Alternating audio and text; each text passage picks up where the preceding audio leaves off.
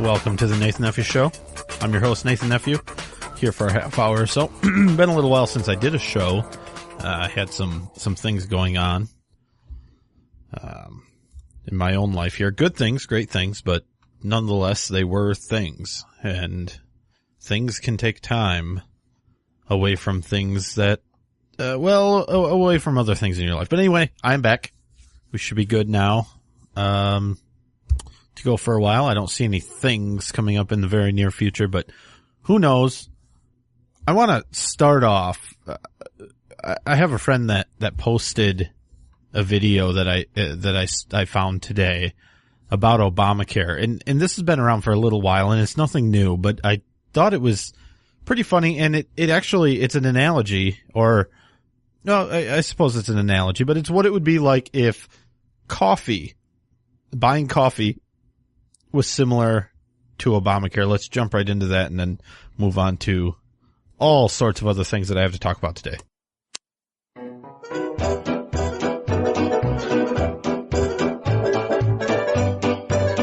Yeah, I'd like a large coffee with nothing in it. Okay, that will be $743. What are you, crazy? I just want a simple coffee. Well, sir, in order for the government to allow this establishment to sell coffee, there are certain minimal essential coffee benefits that they are required to provide. Like what? They are legally required to provide milk, a travel mug, a straw, and numerous other items that the government has deemed necessary for you to have. Okay, first off, I don't want a straw, I don't want a travel mug, and I don't want any milk in my coffee. I just want a simple coffee. I don't think you understand. This is for your own safety. I don't care if you think it's for my own safety. I'm responsible enough to drink coffee on my own. The only thing that I want is a basic coffee. That's it. Well, the government has deemed it necessary for you. Thanks, but no thanks. I'm just going to go to another coffee shop and get exactly what I want.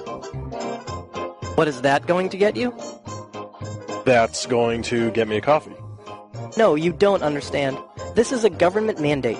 Any coffee provider must comply with these regulations or their license to do business will be revoked. Fine, then it looks like I'm not going to be buying any coffee at all. Hold on there, not so fast. What? I'm not going to be purchasing any coffee. It's a free country, isn't it? Of course it's a free country, or at least we like to tell you that. You're free not to purchase this coffee. However, not doing so will require you to pay 1% of your yearly income as a penalty. What? I make $50,000 a year. That means I have to pay $500 to this coffee shop to not receive any coffee in return? Of course you won't have to pay this coffee shop $500. That would be ridiculous. Oh, okay, good.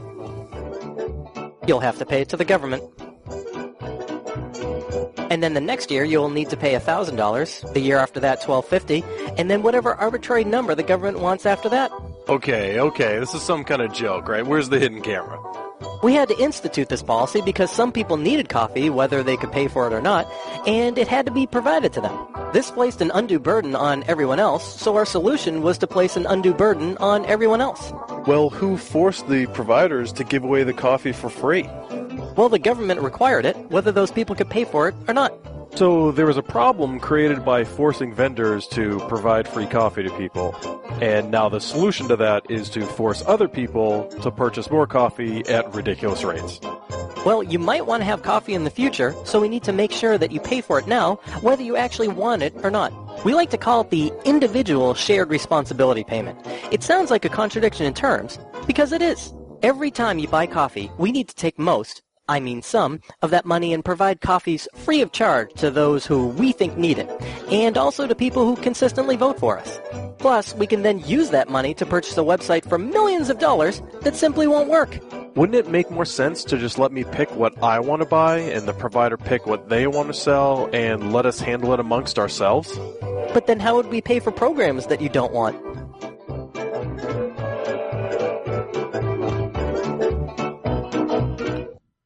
All right, and that's essentially it. It looks like that was from reasontoday.com. I'm not that familiar with that website, so I'm not plugging it, but I'll give them credit for the video, or at least for putting their link in somebody else's video. I don't know what the case is, but this video, and again, this is nothing new, and we've debated Obamacare for years now, but this video, I don't know how I haven't seen this yet. Some of you may have, all of you may have, I don't know. But if you see things like this, send them to me. Email me, talk@nathannephew.com. This is one of the easiest ways to explain Obamacare that I've seen. You could show this. Everybody's familiar with buying coffee. You could show this to anybody, and they would get it. That's ridiculous. If I don't want to buy coffee, I shouldn't have to. And if I do want to buy plain coffee, I shouldn't be required to pay for all these other things I don't want, or for other people's coffee that can't afford coffee. And that's the problem with Obamacare. And we know that. I know that. You know that. And anybody that you show this video to probably either knows it or they're just not going to believe it. I mean, they're in denial. I see people saying, well, it's coffee and healthcare is more important than coffee. Well, you're missing the point. It's not about the coffee. It's about the idea of actually having the freedom to purchase what you want, when you want, and somebody to sell what they want to sell when they want to sell it. I saw an image today, and there was a picture of a guy with a bunch of oranges saying, "Hey, I grew delicious oranges," and then a picture of a woman saying, "Hey, I have money and I want to buy some oranges," and then of course government officials saying, "Well, we're going to have to be involved in this because you can't just have a product and find somebody that wants to buy that product and exchange something so you're both happy." You can't do that. The government has to be in the middle somehow. And in healthcare, it's even worse, because if you don't want to be in that market, you're forced to be, because you have to pay for other people who may want to be in that market, but either can't or just refuse to work or whatever it is. It doesn't matter. Healthcare is a right. Now, onto this Ukraine thing. I really didn't want to spend much time on this, but I was thinking about it, and I was like, Russia, Ukraine, these things sound familiar. And it seems like I've heard Republicans mention things about Russia being dangerous and even Russia invading Ukraine. You remember that woman, she said she could see Russia from her backyard in Alaska, which she never did say, by the way. I don't know if you knew that. I'm sure you did, but I haven't seen a clip of Sarah Palin seriously saying that she could see Russia from her backyard. But here is something that she did say back in 2008 during the presidential election. And then after the Russian army invaded the nation of Georgia, Senator Obama's reaction was one of indecision and moral equivalence, the kind of response that would only encourage Russia's Putin to invade Ukraine next. That's crisis scenario number 4. That's interesting. So in 2008, this dumb, extreme right-wing Alaskan woman, she somehow mentioned that Russia may invade Ukraine. And now what's happening? What do we see on the news here? Fox News first, front page, foxnews.com. 16,000 Russian troops deployed in Crimea. Okay. It seems like Russia may be invading Ukraine. Now, of course, they have military bases there, so they're just protecting their military bases. In the U.S., Obama's saying, well, we're not doing any military action with Russia anymore. We're going to sit over in the corner and pow. And while we're doing that, what we're going to do is we're going to deball our military. You know, our Navy, we don't need our Navy to be as strong as it used to be. I mean, because really what we need is we need diversity. Rather than strength and efficiency and productivity, we need diversity. So we're going to let anybody who wants to, as long as it's a diverse crowd, pilot ships. We need diversity in captains. And in the other military, we need to save some money, right? Republicans are always complaining we need to save some money. Let's save money. Let's trim down the military, because we don't need a military. I mean, America shouldn't be the world's superpower. We shouldn't be the most powerful nation. That's not fair. What about these other countries that want to be powerful, like Russia and China, who are still teaming up, by the way? So watch for that. Now, the other thing that was funny, that was 2008. Sarah Palin said that in 2008. I'm going to take a quick break, then I'm going to come back with Mitt Romney. So in 2008, Russia, Ukraine was brought up. And then in 2012, it was brought up again during the presidential election with Mitt Romney. I'll be right back.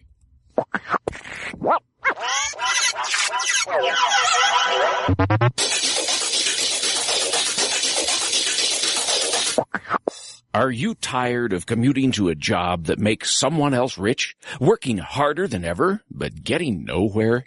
Do you hate spending hundreds of dollars every week on daycare, having someone else raise your children? With our opportunities, you can start earning money as soon as next week. You get to be the boss, work from home, and live a happier life.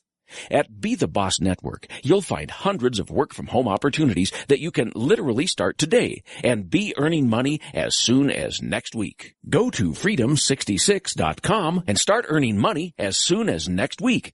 You get to be the boss. Get out of the rat race. Work from home. Go to freedom66.com right now and change your life today. That's freedom66.com. Go to freedom66.com and start earning money as soon as next week. You be the boss. Go to freedom66.com. Red State Talk Radio is All American Talk Radio. Hey everyone, have you heard about the No Hair Removal device that's sweeping the globe? If you want to go weeks without shaving and get smooth, professional quality results, here's our favorite host, Cheryl, for No Hair Removal. Thanks. Hey gals, I love talking about my No. It's this cute little hair removal system that you can take with you and use almost anywhere at home or on the road. No more expensive in-office treatments, painful waxing, and no more wasting your valuable time. Got unwanted facial hair? No has patented thermocon technology that works on all hair and skin colors, so it's perfect for using on all body parts. And now you can take advantage of this incredible risk-free trial. Get the No, the facial kit, a travel case, and a $100 discount shopping card, and you don't risk a penny to try it. Try the incredible No hair completely risk-free. Call 1-800-953-5470. That's 800-953-5470. 800-953-5470.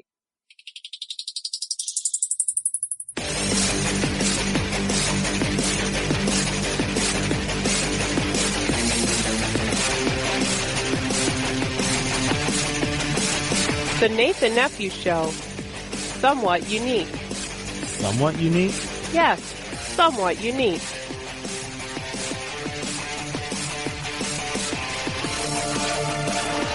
All right, welcome back to the Nathan Nephew Show. Don't forget to head over to nathannephew.com. Check out past shows, contact me, whatever you need to do over there, as well as if you're not listening right now on Red State Talk Radio, the show is rebroadcast on Red State Talk Radio. I urge you, head over to redstatetalkradio.com, look at the broadcast schedule, check out this show on there, as well as other shows such as At Odds, atoddshow.com. You can find that one on Red State Talk Radio as well. The other thing I wanted to mention, it's not finalized yet, but I do have a new sponsor coming to the show. Hopefully by the next show we'll have everything wrapped up and ready to go so we can launch that, but I can't really say much more right now, but look for that. Really nice sponsor. Get some pretty cool stuff from them. So that will be coming up in the near future. 2012. We heard in 2008 Sarah Palin saying, Russia, they're going to invade Ukraine. That's a possibility. And it happened. 2012, Mitt Romney said, Russia is the number one geopolitical foe of the United States of America. And did everybody say, well, you know what, Mitt Romney, you're right. You're right. That's true. No, in fact, they didn't. Democratic National Convention, John Kerry giving a speech. This is what he had to say about that. Now remember, this was Senator John Kerry, but John Kerry is now the Secretary of State for this nation. He is the guy that should know things like who is the biggest geopolitical threat to the United States of America. He should know these things if he was qualified to do his job, which he is not. 71 United States senators all supported President Obama's New START treaty, but not Mitt Romney. He's even blurted out the preposterous notion that Russia is our number one geopolitical foe. Folks, Sarah Palin said she could see Russia from Alaska. Mitt Romney talks like he's only seen Russia by watching Rocky IV. Yeah.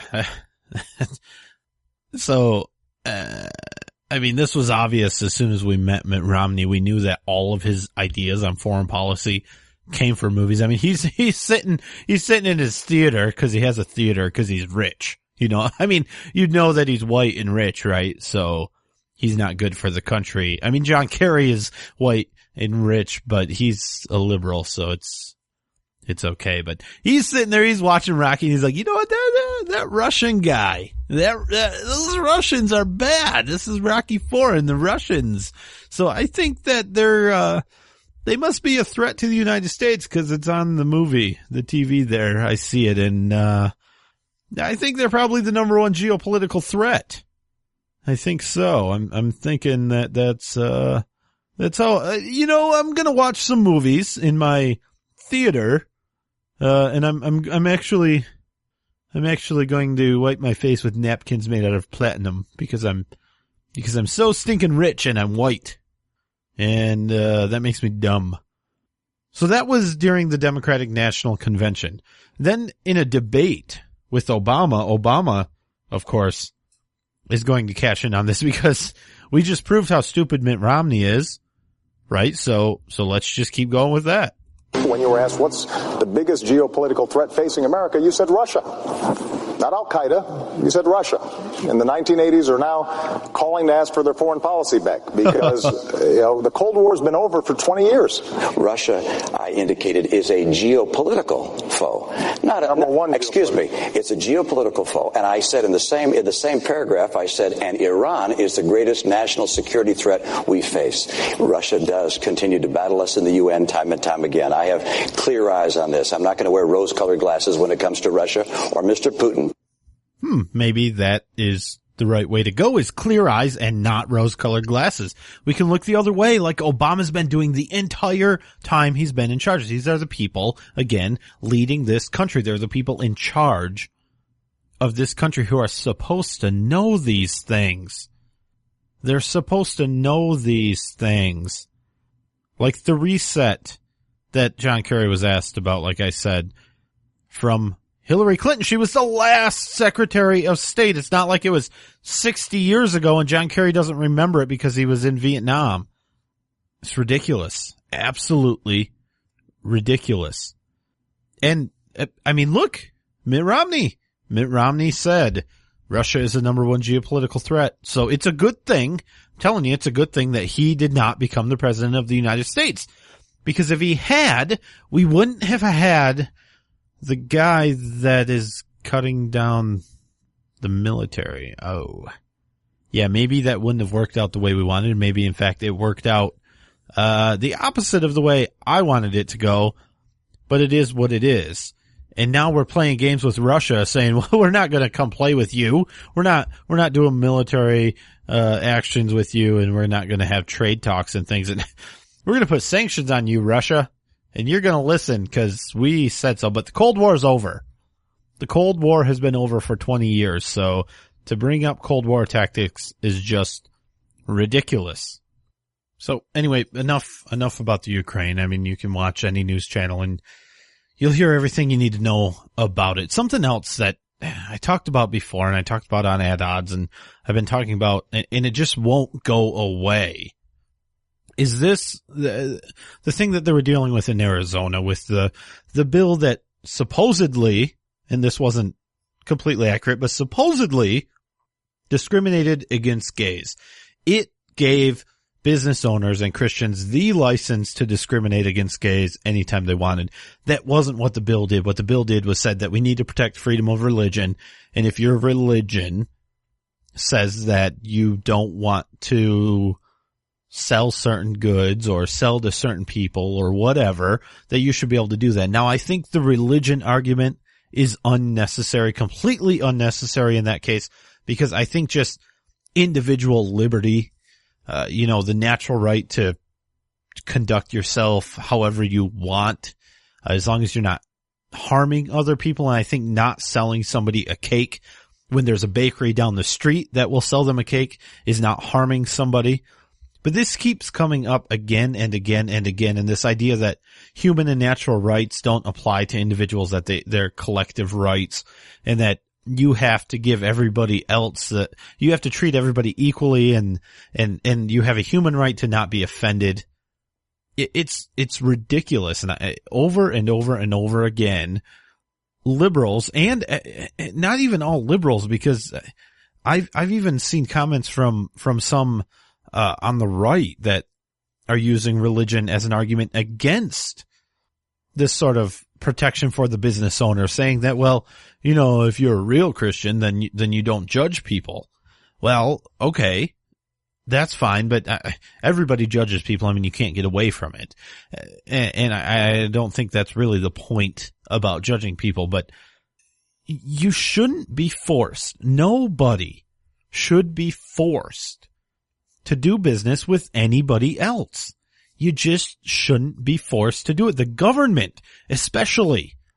Now, maybe in a roundabout way, indirectly, society will force you to do business with people. Now, if you have a business and you don't want to serve whites, or you don't want to serve blacks, or you don't want to serve Asians, society will step up. And believe me, it will. It maybe not right away, but it will. And it'll say, no, we're going to go to the guy down the street that isn't a jerk. You're a jerk. We don't want to do business with you. I don't fall in the group that you're discriminating against, but I have principles that I stand up for, and one of them is to not do business with a jerk. And so then the bakery down the store or down the street will get more business. They'll make money and they'll succeed, and either the other bakery will change or they'll go out of business, and then we have one less jerk making cakes for people. But that jerk shouldn't be forced. He has a right to be a jerk. Everybody does. I mean, and everybody exercises that right once in a while, don't you think? So I'd really like to know what you hear about this, or what you think about this. Send me an email, talk@nathannephew.com. Look me up on Facebook. Nathan Nephew, pretty easy to find. I mean, it's a kind of unique name. Let me know what you think, if you agree with me or not. And in either way, it's fine. I hear valid points for both sides, because, I mean, you should be able to walk into a place that's open to the public and buy something, right? But really, it's not your business. It's not your property. It's not public as far as government controlled. If we're talking about a private business, they shouldn't have to do business with anybody they don't want to. Let me know what you think. And maybe we can finally put a lid on this. It'll never happen. It's going to come up over and over and over again. And even if a state does enact a law, like if Arizona if Jan Brewer, the governor, had signed that bill into law, which, by the way, didn't say anything about gays. If she had signed it into law, I imagine the federal government would have stepped in and said, well, they would have said what they already said, where Eric Holder said, hey, state attorney generals, if you don't like the law, if you don't like it, man, you don't have to enforce it. So basically what you can do, because the president's been doing it for a few years, you can just pick whatever laws you want, like the ones you like, not the ones that were either voted into law by the state legislature or, enacted through a ballot measure or whatever. Any law you want. If you don't like it and you're the attorney general, or prosecutor, you don't have to prosecute that law. You pick the ones you want, and you can apply them however you want and to whoever you want and when you want. We have equal protection, but that doesn't, it's not as important as you'd think it would be. How ridiculous is that? First of all, that the federal government has that mentality, that the U.S. Attorney General and the president has the mentality that we're going to enforce laws that we want to enforce, that we agree with. And if we don't agree with it, we don't think it's right, we're not going to enforce it. Doesn't matter if it's the law of the land, we're not going to enforce it. And worse, that they're pushing those ideas on the states. They have no business telling the states how to run and how to enforce laws. They have no business doing that. That is not their place. I'm out of time, though. NathanNephew.com. Look me up on Facebook. Again, email me, talk@NathanNephew.com. Let me know what you think about any of this, and keep an eye out, first of all, for our new sponsor, hopefully coming up next week, and for a series on the Constitution that I've promised I plan on doing. I've been busy, like I said. I've had things. Things are over, at least the major things, so hopefully we can move forward. See you next week.